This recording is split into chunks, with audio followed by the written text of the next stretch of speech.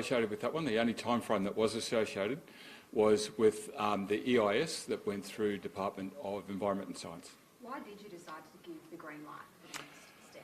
Yeah, so the application for that was quite an extensive array of documents. In fact, it was several boxes full of documents. I thoroughly went through basically every single page, reading all the information that was associated with that, and I came to the determination that it met all their criteria, and so I approved it on Friday. What was the press release out on Friday afternoon with only 2 lines and no contact details? It sort of seemed like a Friday afternoon drop that the government wasn't very proud of. I don't think so at all. I think what you do find is that this is a process that has actually gone through a lot of media scrutiny. We've stood the entire time and said it needed to go through the courts, which is exactly what it did. Once it came to us, we went through the approval process. By the time I read all those extensive documents, it was Friday, I signed it. There's processes where we then need to let the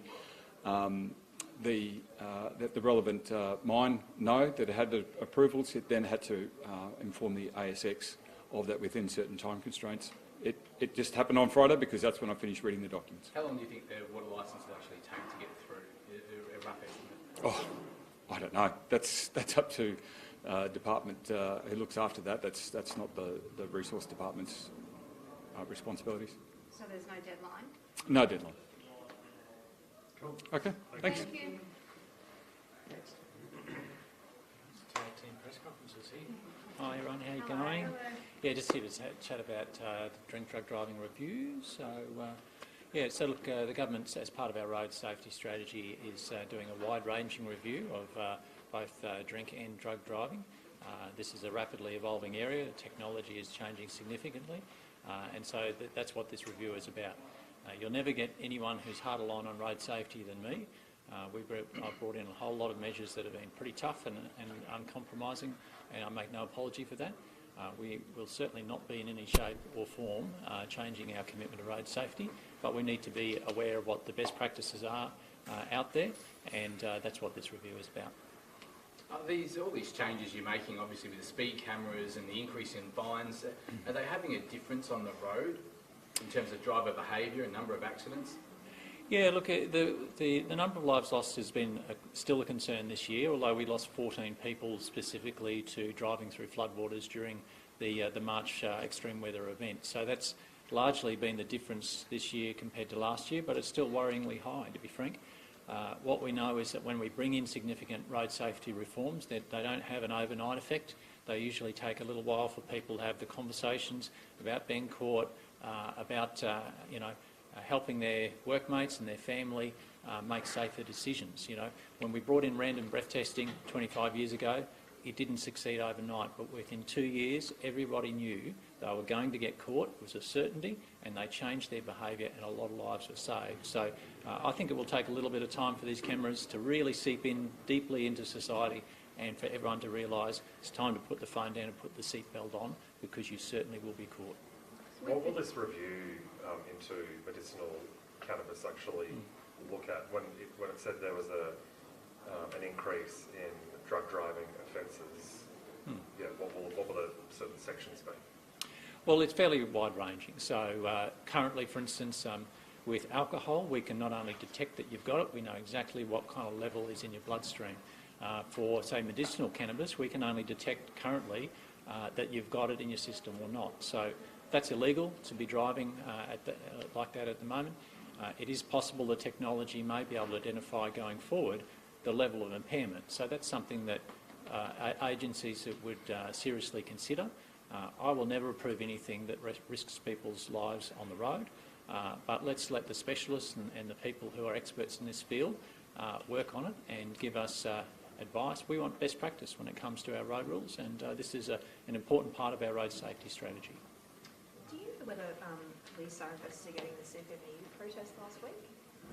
Look, I'm not the Minister for Police, but I understand they were looking at it, yeah. Do you know what form it's a review or an investigation, or do you know exactly what they're looking at, what they're doing? In relation to the CFMEU protest. Oh, yeah, sorry. Okay. Look, the Police Minister would be aware of that, but my understanding is that they were looking at it. What are TMR doing in relation to this this investigation, and how are they working with police? Oh, look, we obviously would cooperate with any inquiries from Queensland Police Service in relation to what happened there last Tuesday. And in relation to those, you put out an email as well talking about showing that you were not going to that meeting before you met with the CFMEU. Yeah.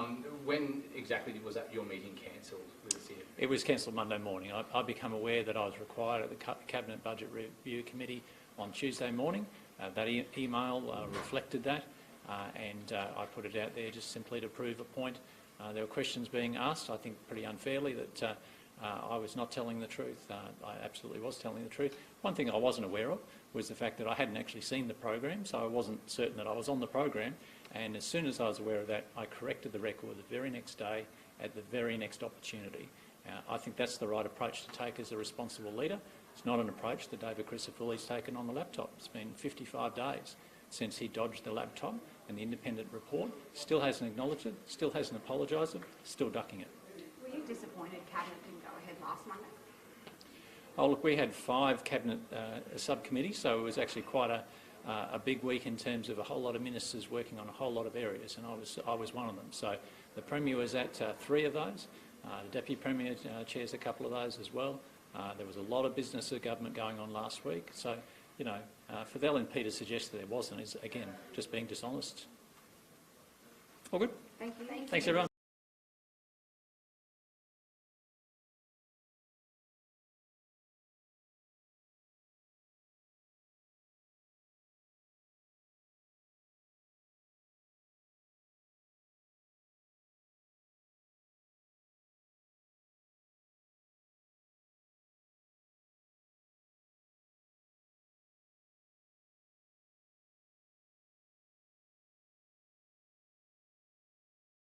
Zoe. Okay, well, this week, of course, is really important because there'll be a National Skills Summit being held in Canberra. And I'm looking forward to representing Queensland. I'll be attending a National Cabinet meeting with the Prime Minister in Sydney on Wednesday, and then the Skills Summit on Thursday and Friday. This is really important to our state, and that's why today we've announced an extension of our free TAFE and apprenticeships till June next year. Already 56,000 people under the age of 25 have benefited from this project.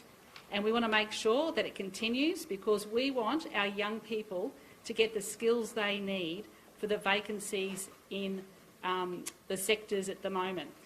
Courses will include areas such as early childhood, health services, hospitality, dental, allied health, agriculture, carpentry and engineering, just to name a few.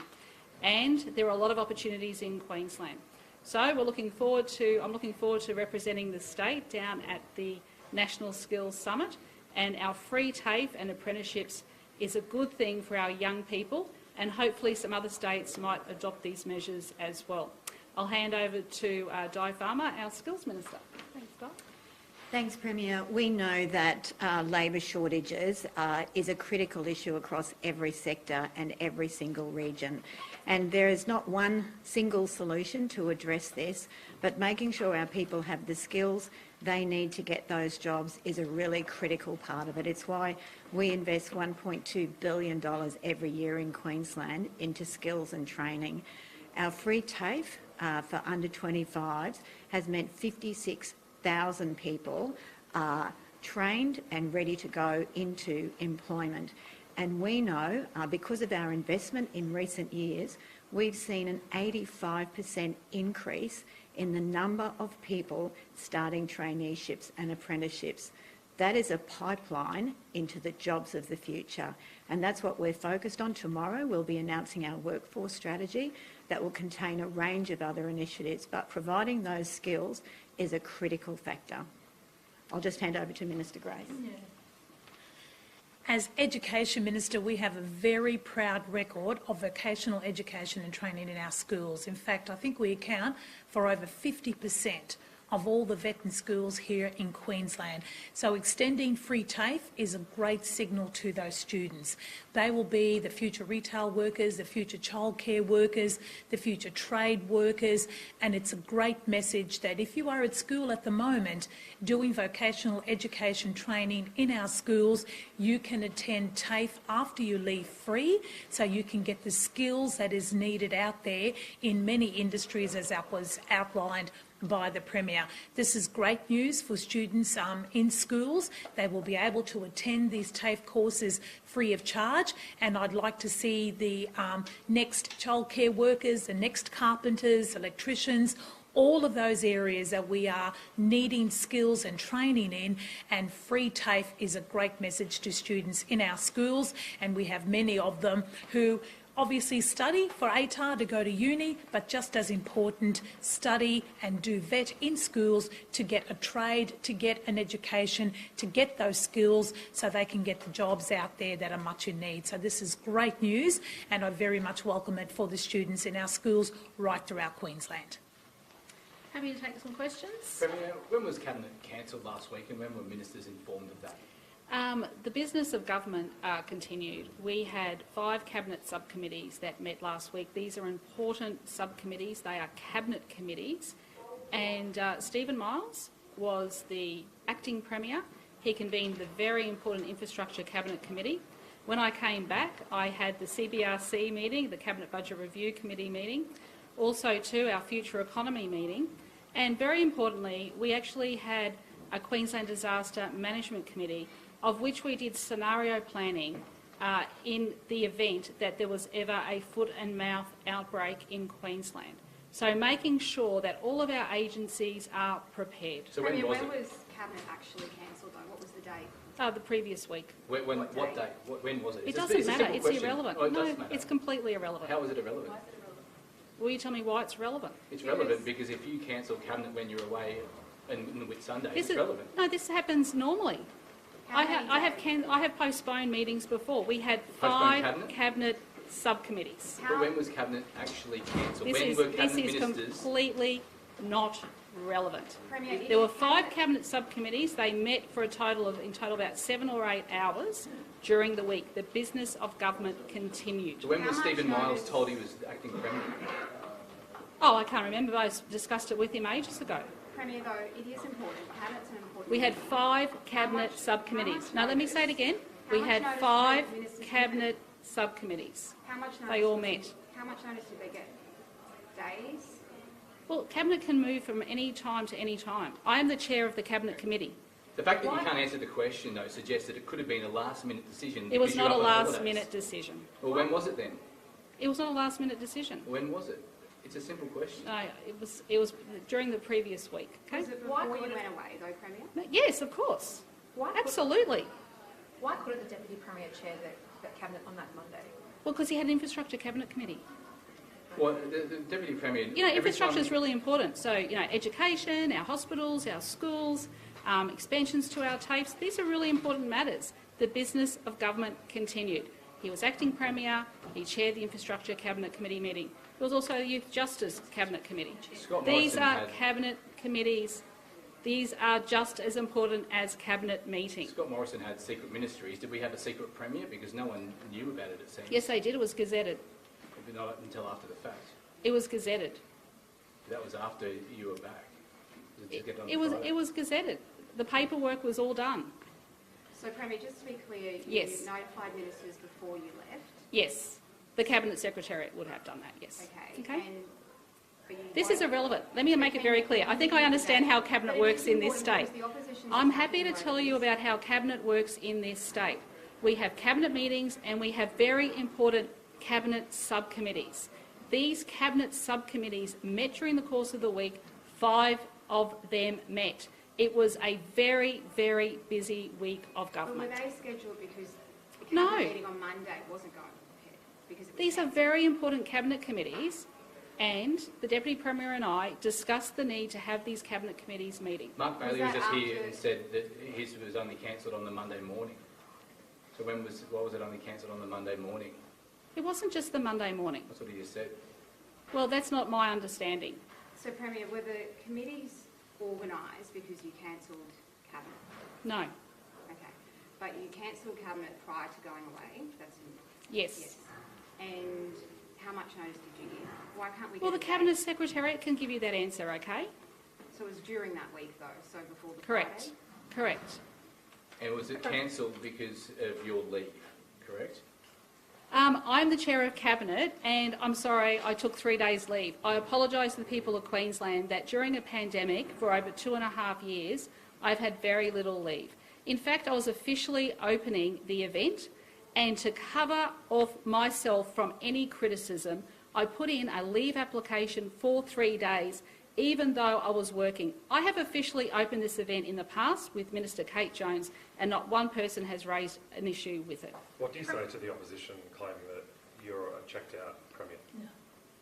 Well, I have not seen any policies from them. If this is all they can come up with, well, they are not fit to govern Queensland or to be in opposition. Premier, 60 Minutes Yep. have alleged an illegal junket operation operating at Townsville's The Bill Casino.